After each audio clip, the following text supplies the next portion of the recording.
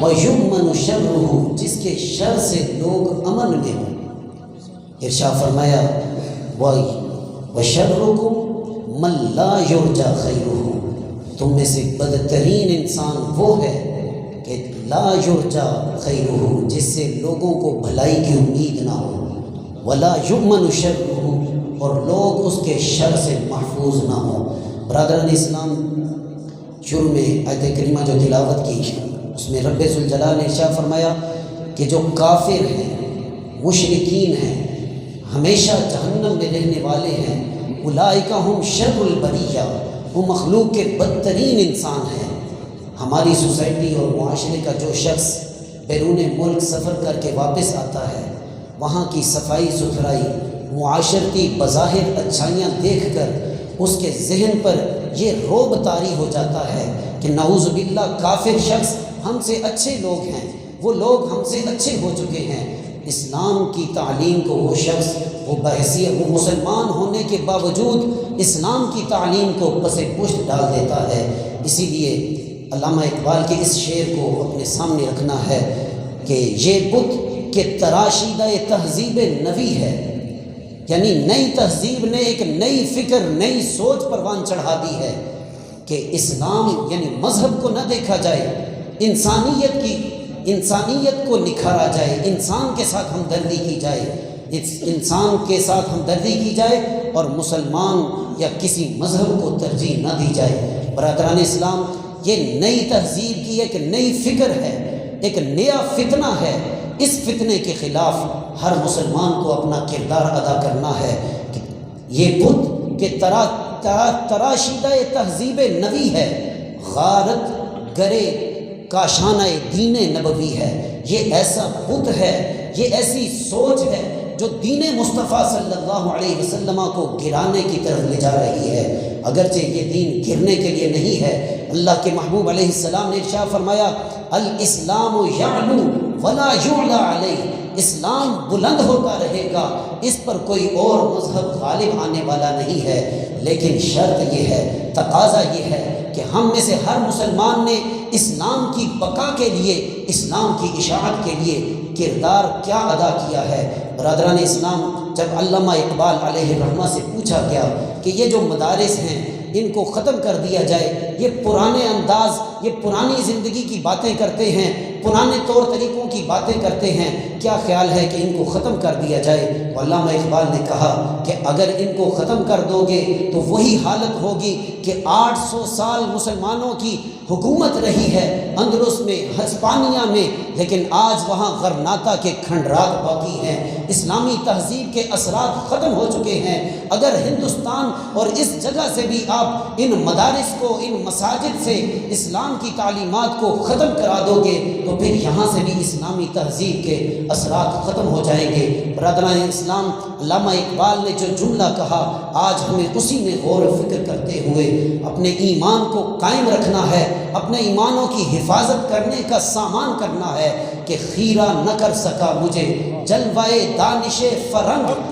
خیرہ نہ کر سکا مجھے جلوائے دانش فرنگ، سرما ہے میری آنکھ کا خاک مدینہ و نجف، یعنی اپنی آنکھ میں اللہ کے محبوب علیہ السلام کے شہر مقدس کی پاکیزہ مٹی کو سرما بنا لو، پھر آپ کو حق اور باطل کی پہچان ہو جائے گی، سچ اور جھوٹ کی پہچان ہو جائے گی، خیر اور شر کی پہچان ہو جائے گی۔ برادران اسلام، یہی وہ مرکز ہے، مرکز عزیزیہ، قبلہ مفتی اعظم پاکستان مفتی عبدالعزیز صاحب رحمۃ اللہ تعالی علیہ کا لگایا ہوا شجر جو آج تن آور درخت بن چکا ہے اور اپنے پھل کو دنیا کے سامنے پھیلا رہا ہے، اسٹیج پر سجے ہوئے چہرے آج اسی گلستان کی ایک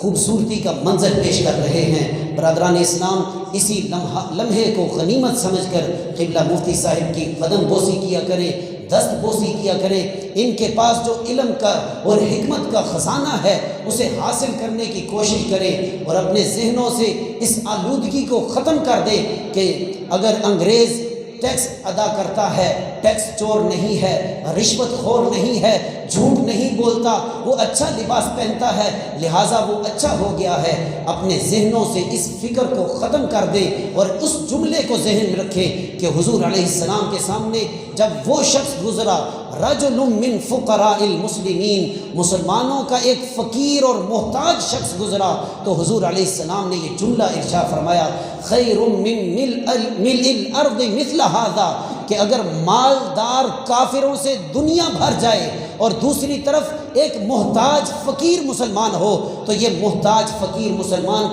کی حیثیت کے برابر اس دنیا کے مالدار منافقوں اور کافروں کی کوئی حیثیت نہیں ہوتی۔ برادران اسلام، اپنے ایمان کی قدر کریں اور ایمان کا جو جس کے پاس خزانہ زیادہ ہو، جیسا کہ مفتی صاحب رحمۃ اللہ دامت برکاتہ العالیہ جیسی ہستیاں، تو ان کے قریب آ کر جس طرح ہمارے بزرگ کہہ رہے تھے کہ پیوستہ رہ شجر سے امید بہار رکھ، اسی ضمن میں یہ بات ذہن میں رکھ لیں۔ مجھے بھی کسی مربی اور مشفق نے تربیت دیتے ہوئے یہ کہا تھا کہ اگر کسی ولی سے فیض لینا ہے تو دو کام کر لو، ایک ان کی خدمت کر لو اور ایک ان کا ادب کر لو، تمہیں فیض مل جائے گا۔ آپ اس علاقے کے لوگ بہت خوش نصیب ہیں، اللہ کی آپ پر بہت بڑی عطا ہے کہ اللہ نے آپ کو مفتی اعظم پاکستان مفتی انوار حنفی صاحب جیسی شخصیت نوازی ہے، لیکن ہماری قومی المیہ یہ بن چکا ہے کہ ہم نے قدر مرنے کے بعد کرنی ہوتی ہے، جب کسی کا وجود ہمارے پاس ہوتا ہے ہم اس وقت قدر نہیں کرتے۔ امیر المجاہدین سید قبلہ حافظ خادم حسین رضوی صاحب رحمۃ اللہ تعالی علیہ، لوگ ان کو طرح طرح کی باتیں کرتے رہے کہ بہت سخت ہیں، بہت سخت گفتگو کرتے ہیں، گالیاں دیتے ہیں، لیکن جب آنکھ بند ہوئی اللہ نے اپنے وعدے کے مطابق ان الذین آمنوا وعملوا الصالحات سیجعل لهم الرحمن ودا، اللہ نے اپنے وعدے کے مطابق جب ان کے جنازے میں غیبی مخلوق کو بھی بھیج دیا، اولیاء کرام کو بھی بھیج دیا، محدثین کرام کو بھی بھیج دیا، تب دشمنوں کی بھی آنکھیں کھلی کہ ہاں یہ جو بندہ سختی کرتا تھا اپنے لیے نہیں کرتا تھا، اللہ کے رسول کے لیے کرتا تھا۔ برادران اسلام، یہی چیز ہمیں یاد رکھنی ہے، ایمان ہو، عمل صالح ہو تو اللہ ان کی محبت کو لوگوں کے دلوں میں ڈال دیتا ہے۔ آج آپ کے علاقے میں یہ ہستی موجود ہے، آج ان کی قدر کر لیں، ان کی قدم بوسی کریں، ان کی دست بوسی کریں، ان سے علمی اور روحانی فیض حاصل کرنے کی کوشش کریں اور اپنے بچوں کو ان کی خدمت پر لگائیں تاکہ کل کو آپ کے بچے امت کا امت مسلمہ کے عظیم ہیرے بن کر آپ کے ناموں کو روشن کریں۔ اللہ رب العزت سے دعا ہے ہماری اس حاضری کو قبول و منظور فرمائے، بتقاضا بشری ہونے والی کمی کوتاہی کو معاف فرمائے۔ وما علیہ الا البلاغ۔